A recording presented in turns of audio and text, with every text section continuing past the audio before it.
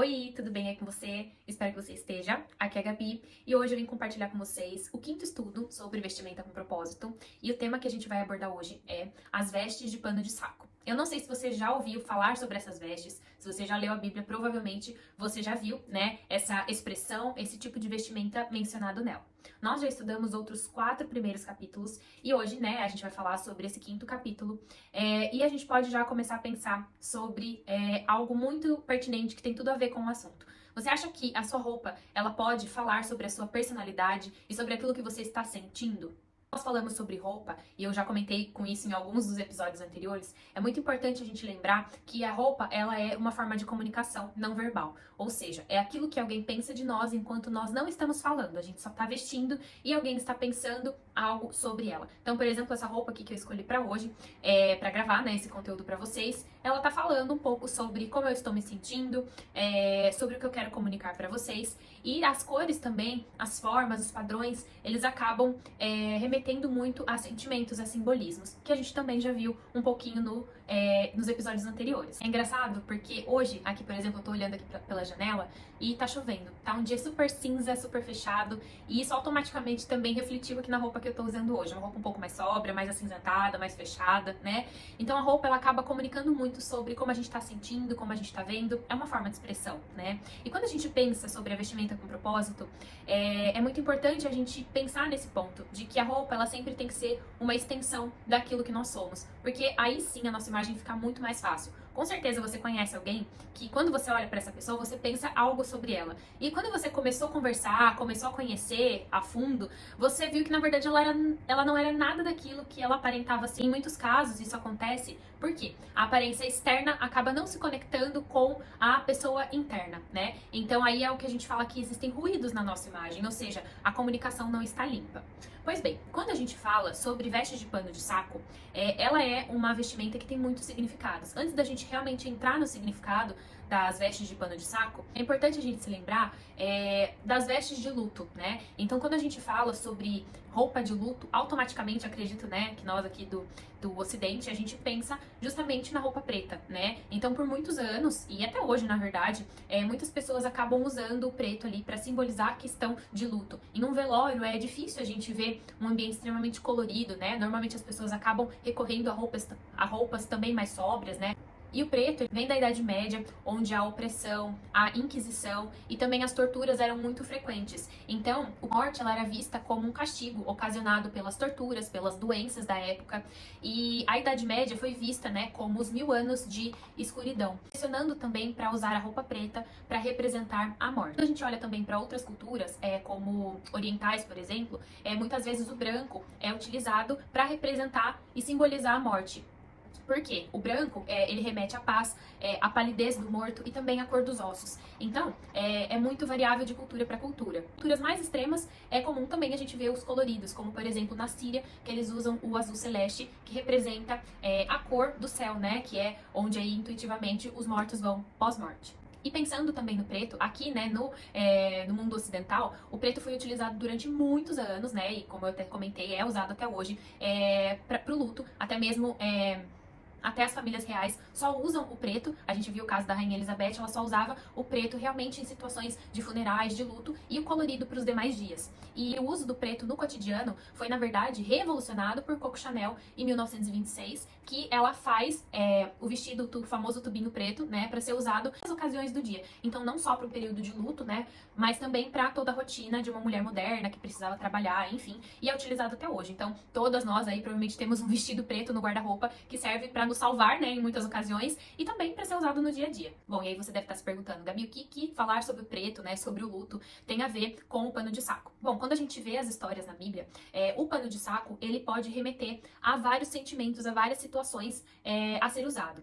De uma forma geral, o pano de saco, ele era normalmente feito de um material super grosso, né, um material resistente, normalmente de pelos de cabra ou de camelo, assim como as vestes também dos profetas que a gente falou no capítulo anterior, mas de uma forma diferente, porque esses sacos, eles eram usados para armazenar cereais, mantimentos, trigo, centeio, por exemplo. E então, justamente por esse aspecto, né, do saco, ele era um material totalmente desconfortável, né, grosso, rude e que de certa forma pinicava também a pele. E a gente já pode pensar nessa textura como algo que servia como uma certa penitência, tá? Os israelitas, eles usavam o pano de saco, então, como roupa, né? E sobre a cabeça, eles colocavam cinzas. As cinzas, na verdade, a Bíblia não traz de uma fonte específica. Então, não necessariamente da morte de alguém, de um animal, mas poderia simplesmente ser a própria areia da terra jogada sobre a cabeça. A palavra luto, ela vem do latim, que significa grande tristeza.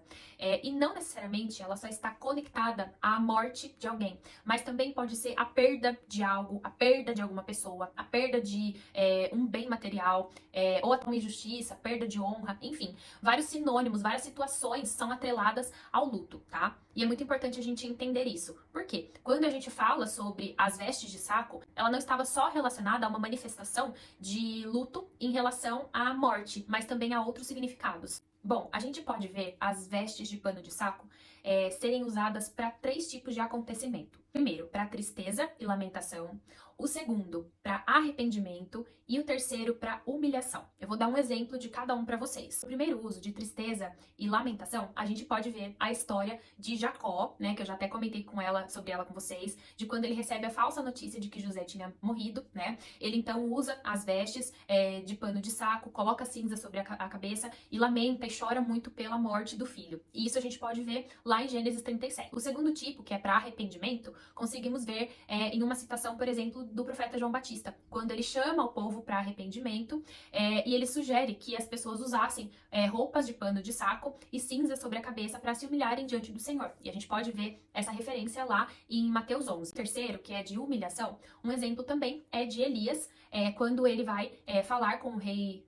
Quando ele vai repreender o rei Acabe sobre uma injustiça que ele cometeu com Nabote. A gente consegue ver essa história no livro de 1 Reis, capítulo 21. E então conta a história que o rei Acabe, ele se humilha pelo que tinha acontecido. E sim, ele usa as vestes de pano de saco e também cinza sobre a cabeça.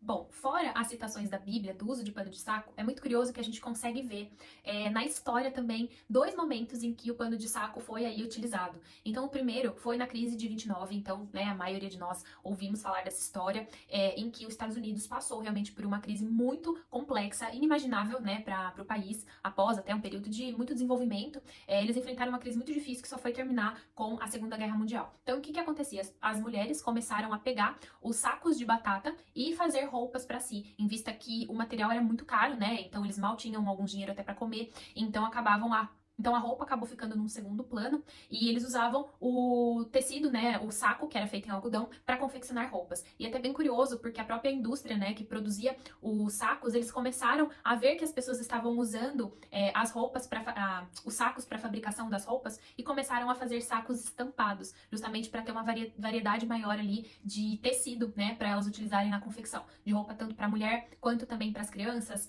uniformes, brinquedos e afins. E um segundo momento da história que o pano de saco ele é citado é com Marilyn Monroe em 1951.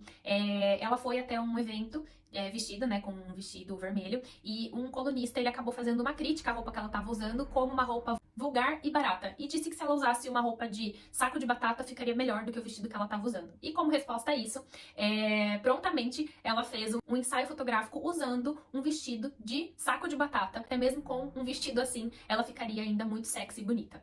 Unindo tudo isso, a gente consegue ver que a forma de se vestir, ela é comunicação pura. Então, quando a gente olha para a Bíblia, a gente consegue ver as pessoas usando as vestes de saco para representar o sentimento delas ali dentro, sem falar. Então, humilhação, arrependimento, lamentação, tristeza. Um pouco mais adiante da história, a gente vê as roupas feitas de pano de saco também sendo usadas para suprir a necessidade de uma crise econômica. E até um pouquinho mais para frente, a gente vê o uso do pano de saco como uma resposta a uma crítica.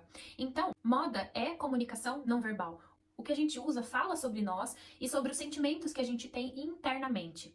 Um saco, ele pode significar luto, ele pode significar tristeza, ele pode significar arrependimento, pode remeter a uma crise econômica ou até uma resposta a uma crítica. Se uma roupa, ela fala tanto sobre um período vivenciado ou um sentimento, você acha mesmo que a roupa que você usa, ela não pode ser uma extensão da sua personalidade?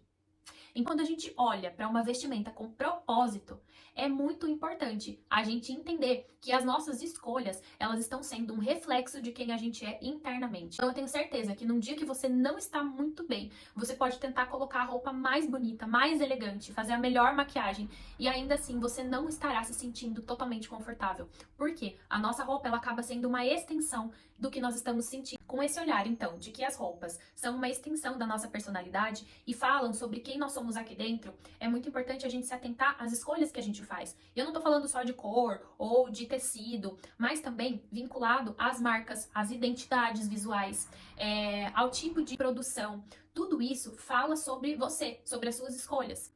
É o caso, por exemplo, de usar uma roupa falsificada, sendo que você não tem condição de ter uma peça original. Ou então, de fazer uso de uma marca que tem como fonte de produção mão de obra escrava. Tem muitas coisas vinculadas a isso, mas de uma forma muito sutil é importante você pensar sobre se usar marcas assim ou não usar faz sentido para o que você tem como verdade. E o tema do próximo estudo vai ser sobre a vaidade e a maldade. Será que elas caminham lado a lado? E eu posso te falar que elas têm tudo a ver com o que a gente terminou de falar aqui hoje. Então aguardem pelo próximo vídeo. E se você tá gostando, deixa seu like e envia pra alguém também. Um beijo e até mais!